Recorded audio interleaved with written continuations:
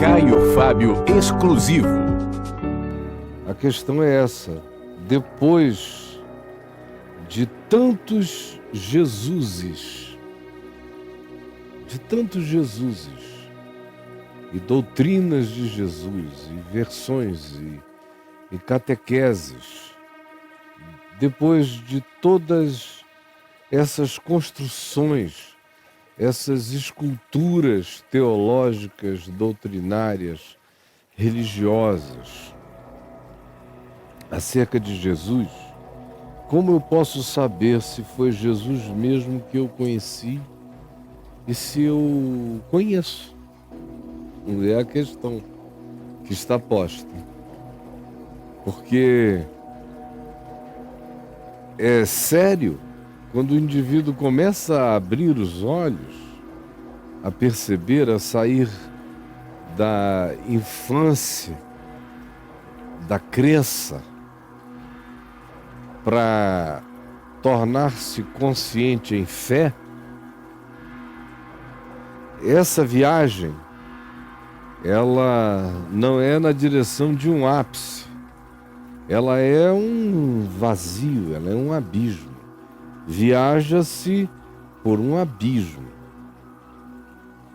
exatamente por um abismo, quando se faz essa viagem. E é uma hora de crise. Você começou a perceber que tudo que você chamava Deus, que você chamava fé, que você chamava Jesus, não passava de doutrinação, de crenças herdadas de maneira cultural, de catequese, enfim, de tudo o que é e constitui esse volume de percepções que a gente chama de meu olhar do mundo. E você começa a ver que esse olhar não é seu, coisa nenhuma, que é uma herança, que você é um ser totalmente fragmentado, herdeiro de uma multidão de impressões, acerca das quais, se você for uma pessoa articulada, quem sabe você fez alguma síntese. Mas na maioria das vezes nem mesmo síntese sua você fez. O que você chama de minha síntese já é um processamento feito por terceiros e ensinado a você, comprado por você, absorvido por você e assinado por você, mas você de fato não sabe nem por que você crê na maior parte das coisas que você diz crer. Elas não foram debulhadas, não foram entendidas. Pouca gente tem esse olhar, essa percepção com mais agudeza, vendo as coisas com os seus olhos e discernindo com a mente. Muito pouca gente. Mas quanto mais você vá percebendo as coisas e você vá saindo desse estado de infantilismo de crenças que tem a ver muito mais com a nossa cultura, com a geografia da nossa criação, com a geopolítica, com a geocultura da nossa formação, do que com qualquer tipo de realidade mesmo que nos tenha sido revelada e que para nós tenha se tornado preciosa, verdadeiramente compreendida e preciosa, parte da nossa decisão mais aguda de ser. Ah, não. Pouca gente. Mas suponhamos que o que esteja acontecendo com você seja só essa desconstrução. Você está começando a entender, a discernir que um monte de coisas são apenas pressupostos de terceiros ensinados a você, comprados por você. E aí começa esse buraco. Muitas perguntas e também muitas angústias. É um tempo que às vezes é carregado de muita angústia. A pessoa começa honestamente a querer saber se é verdade mesmo. É um tempo dolorido, mas rico. Quando você vai constatando e dizendo amém com profundidade no seu coração ao que passa a ser seu. Mas com base em quê? De um modo geral, com base em quê? Eu ganho essa convicção. Bom, tudo que eu disse nas 9 aulas anteriores já deixa claro que Deus é livre para agir como Ele quer, para se revelar a quem Ele quer, do jeito que Ele deseja se revelar. E tudo isso já está dito. Eu quero hoje trabalhar com base numa questão mais simples para a gente que mora aqui no ocidente da Terra fazendo meu curso. Reconexões. A partir de um pressuposto de fé cristão. Esse é o pressuposto. Então, como é que você que está dentro desse pressuposto, em cujo pressuposto foram criados milhares de Jesuses e de interpretações, de modo que há um caleidoscópio de informações crescendo para todo lado, como é que você pode saber se, por exemplo, o que eu estou ensinando aqui, você está ouvindo aí, de fato, tem a ver com Jesus? Que não é só um Jesus segundo Caio Fábio, mas que é Jesus segundo a verdade histórica do Evangelho. Como você vai saber? Jesus segundo Jesus. Jesus conforme a verdade historicamente experienciada pelos que andavam ao lado dele, sendo que cada um dos que andavam ao lado dele o viram a partir do lugar existencial em que cada um estava. Porque não basta estar todo mundo no mesmo lugar assistindo a mesma coisa. Cada um olha da sua esquina existencial, do seu canto de observação singular, que tem a ver com o que eu chamo eu, que é um lugar inocupável por qualquer outro a não ser eu. Esse é um lugar de uma singularidade imensa, de onde eu observo a vida. Por isso a gente vê os 4 evangelhos que foram escolhidos como as 4 narrativas mais confiáveis da descrição histórica do Cristo concreto, do Jesus palpável aos sentidos humanos, constatável ante os sentidos e narrável por observadores presentes, testemunhas oculares. Você vê que cada um desses observadores expressaram ângulos particulares, que eram os ângulos onde eles mesmos habitavam como indivíduos, como pessoas. Era o que lhes dizia respeito, eram angulações, esquinas de significados pessoais. E a coisa interessante que eu disse aí, que há muitos aspectos pelos quais a gente possa começar a buscar responder com alguma isenção e genuinidade o significado de estarmos crendo num Jesus que seja segundo Jesus. Eu disse, é impossível começar sem afirmar a base da narrativa dos evangelhos. Aí você diz, mas existem muitas narrativas atribuídas a testemunhas de Jesus, a pessoas que teriam andado com Jesus. É verdade, e quanto mais os achados arqueológicos aumentam, mais a gama e a fartura dessa documentação cresce aos nossos sentidos, não é? Isso. Tem alguma coisa tocando aqui? Isso. Deixa eu apagar de vez. Mais cresce aos nossos sentidos essa fartura de material e de documentação. Nós temos hoje uma quantidade grande de evangélicos apócrifos disponíveis, por exemplo, na própria internet. Documentos achados de Nag Hammadi, no Egito, com uma quantidade grande de textos escritos no século II, no século III, acerca de Jesus, sobre o que eu já tenho falado em diversos lugares, em diversas ocasiões.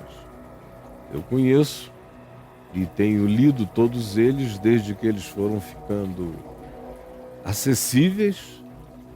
Há 2 décadas atrás foi ficando fácil acessá-los, eles cresceram em número de acessibilidades.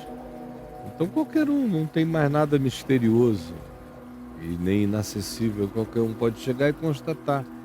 E a minha constatação há muitos anos atrás foi sobre o infantilismo daquelas obras e daquelas produções e como elas existiram anos e anos depois para justificar o pensamento de um grupo, de uma seita, de coisas do gênero, de modo que foram evangelhos escritos para atender a demanda de determinados grupos já 100 anos, 150 anos, até 200 anos depois de Jesus, afastados na história, já carregados de todos os vícios generacionais de uma quantidade enorme de sincretismos e de influências múltiplas que alteraram a produção e a intenção da produção daqueles textos, daquelas narrativas.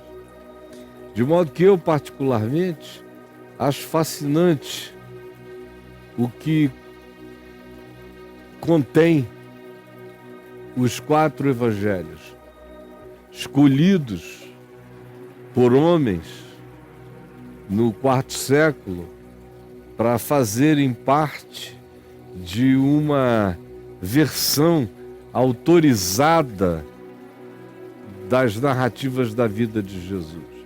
Quando eu comparo os evangelhos de Mateus, Marcos, Lucas e João, ou na ordem de antiguidade, os evangelhos de Marcos, Mateus, Lucas e João, eu os acho extraordinariamente maravilhosos.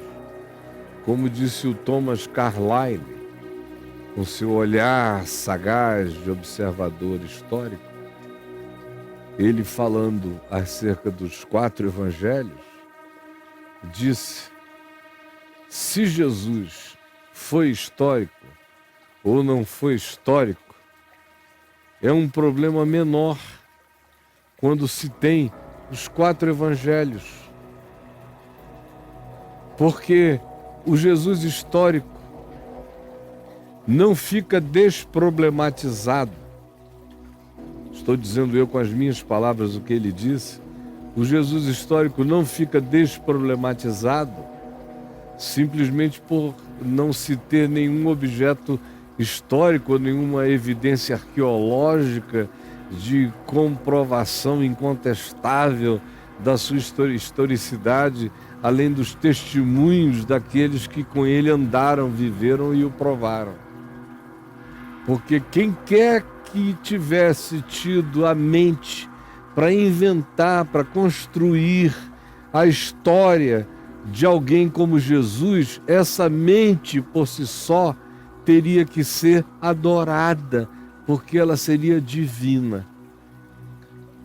No caso dos 4 evangelhos, não foi uma mente só, foram 4 ângulos, ou mais de 4 ângulos, muitos ângulos. Por exemplo, as tradições nos dizem que o Evangelho de Marcos, que é o mais recente, escrito logo depois dos fatos, mais próximo dos fatos, talvez 20 anos depois das ocorrências, por exemplo, uma alternativa, 25 anos depois das ocorrências. Há os mais aproximantes que dizem 15 anos depois das ocorrências, provavelmente não tenha sido, mas numa média entre o mais próximo 15 e o mais afastado 25 dos fatos. O Evangelho de Marcos, as tradições dizem que foi profundamente influenciado pela narrativa, pela observação, pelos dizeres do apóstolo Pedro. E pelo pragmatismo da personalidade de Pedro.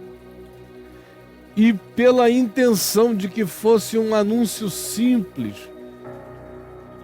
a ser feito no mundo, falando de Jesus, do Jesus histórico. Quanto mais próximos a gente chega dos fatos narrados nos evangelhos, quanto mais o evangelho seja vizinho histórico daquela narrativa, mais simples ele será.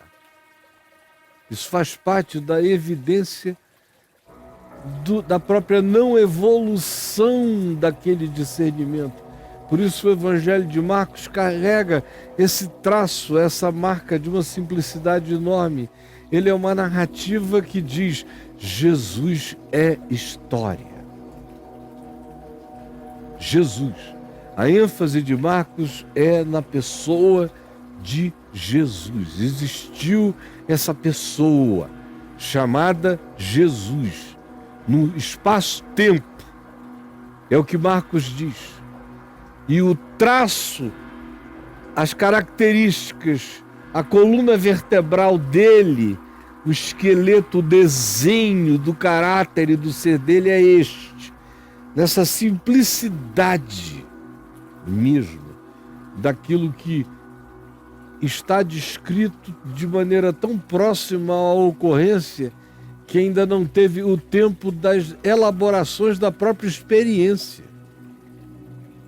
Do que aquilo significou para todos eles, aquilo iria crescer neles com o tempo. O Jesus da experiência histórica se dilataria na experiência existencial dos anos, na experiência de cada um deles, de cada indivíduo. E Mateus já agrega posteriormente, não só você vê os traços do coletor de impostos em toda a ênfase que aquele evangelho dá em dinheiro, em parábolas que usam o dinheiro como simbolização, a presença dos impostos durante o evangelho, todas as coisas concernentemente à importância da Galileia, enorme, na narrativa de Mateus, de Levi, maior cobrador de impostos, maioral dos publicanos, em Cafarnaum, na Galileia. Portanto, aquilo está cheio das observações de um morador também, com mais o agregamento que ele fez dos oráculos do Senhor, do chamado Sermão da Montanha na Ordem, e de algumas parábolas que você só encontra nele. Ele dá, como eu disse nos 10 minutos introdutórios, ele dá uma palatabilidade a Jesus como o Cristo, o Messias dos judeus e para os judeus.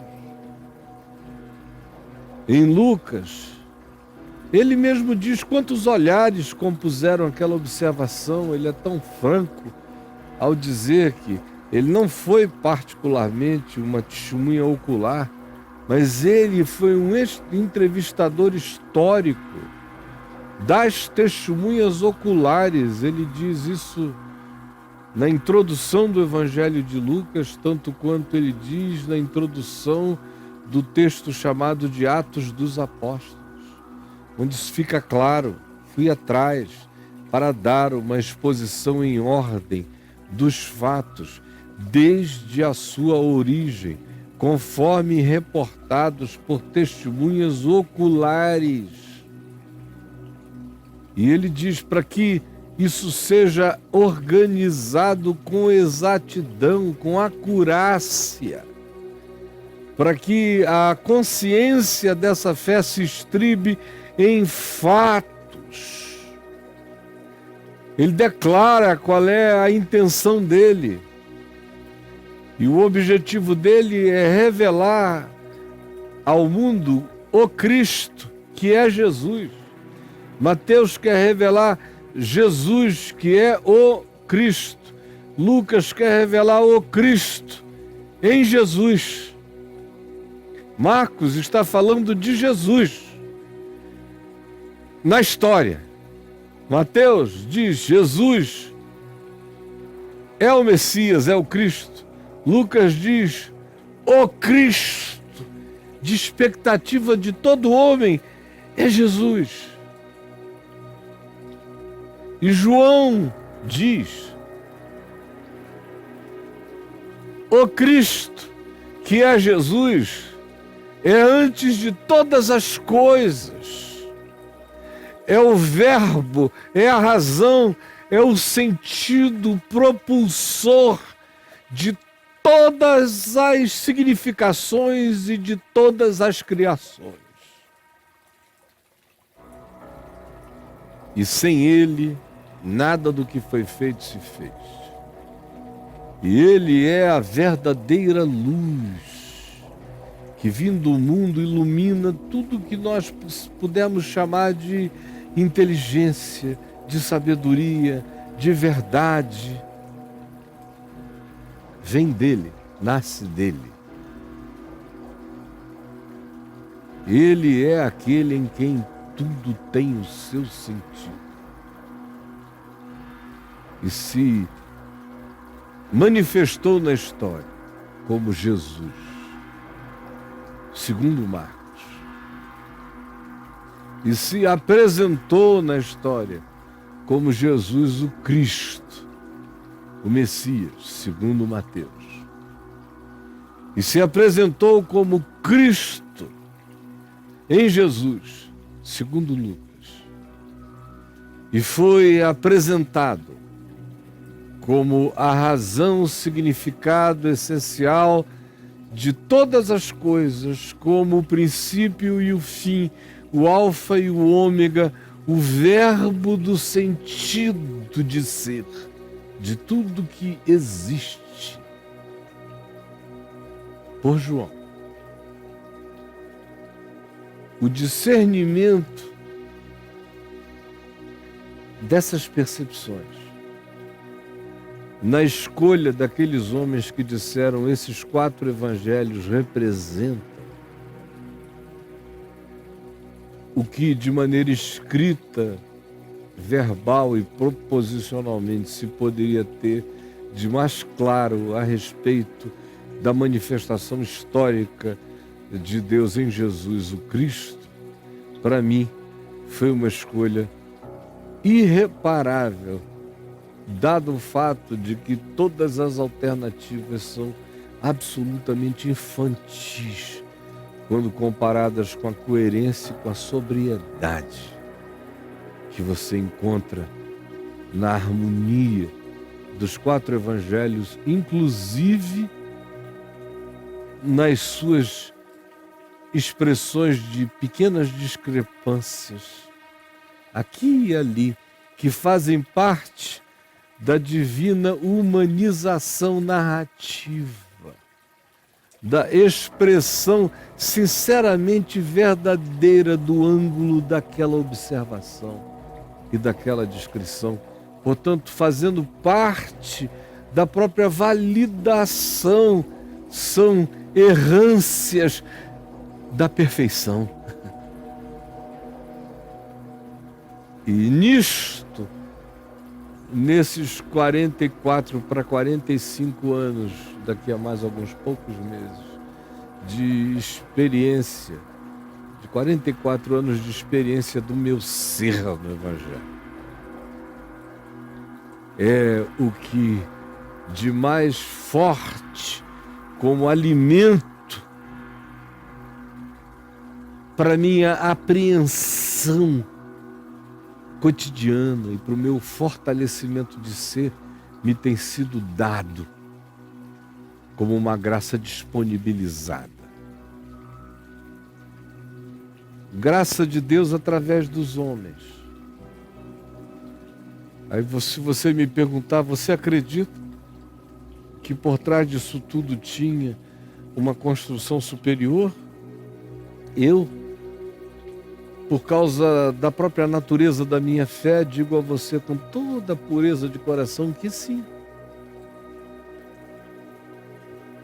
Que assim como os textos do Novo Testamento, com os protagonistas presentes lá, se me tornaram tão interessantes e importantes e maravilhosos, ou da Escritura como um todo, aonde quer que tenha havido uma boa decisão, uma boa dádiva, um dom perfeito, em qualquer fase da história humana, posterior a todas aquelas ocorrências, eu continuo a ver a mesma graça, a mesma construção, a mesma dádiva, a mesma introdução de luz na evolução da percepção humana, porque, como viria a dizer o escritor que escreveu a epístola chamada aos Hebreus, assim como ele olhando para trás disse para que eles, Moisés, Davi, Abraão, todos os mencionados em Hebreus 11, para que eles, sem nós, não fossem aperfeiçoados, a mesma coisa se diz acerca deles que escreveram aquilo que nos alimenta o coração, para que eles também, sem a nossa experiência de hoje, igualmente não fossem aperfeiçoados. Simplificando, trazendo isso para um ambiente esmagadoramente simples, eu me lembro que eu apenas ouvia o meu pai e a minha mãe constatarem com a experiência de observadores do crescimento espiritual das pessoas em volta deles. Eles diziam o seguinte: uma coisa é fato, meu filho, quem ler os evangelhos cresce, quem não lê não cresce. Quem medita, ora sobre aquilo, guarda no coração e busca praticar, se desenvolve espiritualmente. Quem não faz isso, não vai a lugar nenhum. Tudo que eu falei se resume a lhe dizer: esses 4 evangelhos reunidos 400 anos depois, na reunião feita, nas sequências que eles implicam, nos conteúdos que eles trazem, nas narrativas que eles fazem, eles foram divinamente inspirados para serem colocados nessa acessibilidade que, em sendo provada, experimentada por quem quer que seja, fortalece, enrijece, traz musculatura para a fé, produz consciência e inteligência espiritual superior à mente, espírito da gente. É totalmente verificável na sua historicidade pela sua capacidade de se transformar a história na vida daquele que crê. De se transformar em repetição da mesma vida, da mesma experiência, com os mesmos sinais, com os mesmos frutos, com a mesma graça, com o mesmo espírito. Porque na realidade não se está falando de aprender o curso 4 evangelhos de Jesus. É uma experiência com Jesus narrado nos evangelhos e que transforma a nossa vida para se tornar uma narrativa dele no tempo presente. Cada um desses que é impregnado por essa consciência vê a sua vida ser transformada, quando se deixa impregnar, ser transformada numa narrativa de um evangelho pessoal. Porque a vontade de Deus em Cristo é essa, que cada ser humano se torne uma narrativa de Cristo na vida humana. Cristo em mim é um evangelho que tem que ser lindo, cheio de graça, de perdão, de misericórdia, de sabedoria, de quebrantamento, de humanidade. Quando um dia disserem: e como foi a vida do Caio? Que se diga: foi um evangelho de Jesus, vivido pelas expressões daquele homem forjado pelo próprio evangelho e pela vida, e que se chamava Caio. Evangelho, todavia, a existência dele foi uma boa nova que atravessou o mundo. É para isso que cada um de nós está aqui, para sermos a renovação do evangelho, para sermos a renovação de Cristo no mundo e na vida. Se o sentido não for esse, o evangelho não faz sentido. Eu me torno santo não por rituais, nem por exterioridades,